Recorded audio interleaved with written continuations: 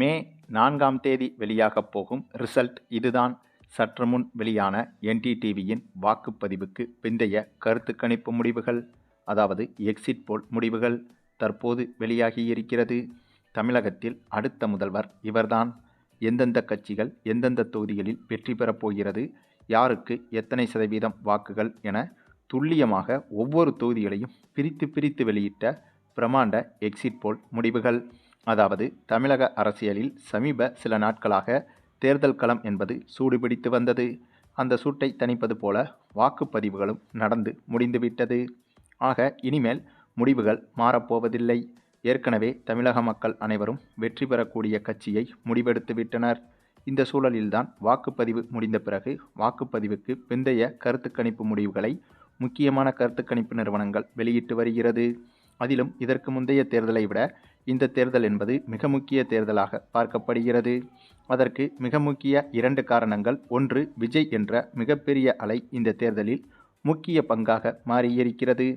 விஜய் கட்சிக்கு வாக்குகள் எதிர்பார்த்த அளவுக்கு கிடைக்கப் போகிறதா அல்லது படுதோல்வியை சந்திக்கப் போகிறாரா என்பது ஒருபுறம் இருந்தாலும், விஜயின் ஃபேக்டர் என்பது இந்த தேர்தலில் மறுக்க முடியாத ஒன்றாக இருந்து வருகிறது. அதே சமயம் வாக்குப்பதிவு முடிந்த பிறகு வாக்குப்பதிவு சதவீதம் என்பது தமிழகத்தில் முதல் முறையாக 80% தாண்டியிருக்கிறது.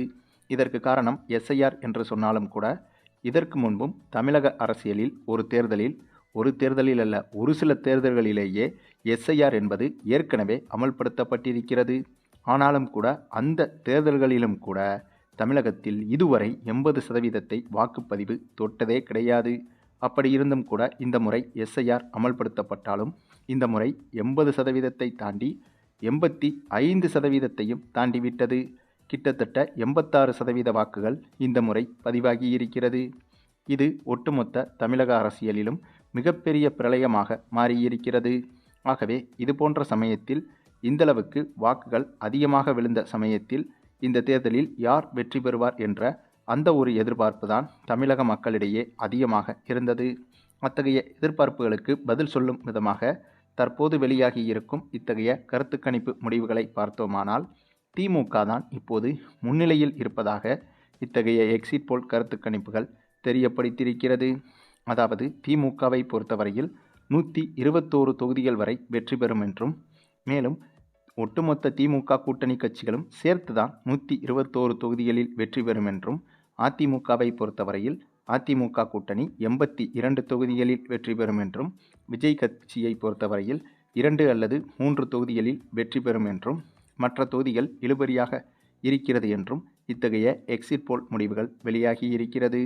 ஆகவே மக்கள் அலையலையாக வாக்களித்து வந்தது இப்போது திமுகவுக்குத்தான் என்பதை இந்த ஒரு கருத்து கணிப்பு முடிவுகள் தெள்ளத் தெளிவாக காட்டுகிறது. ஆனாலும் கூட இதை உறுதி செய்வதற்கு மே 4ஆம் தேதி வரை பொறுத்திருந்துதான் பார்க்க வேண்டும்.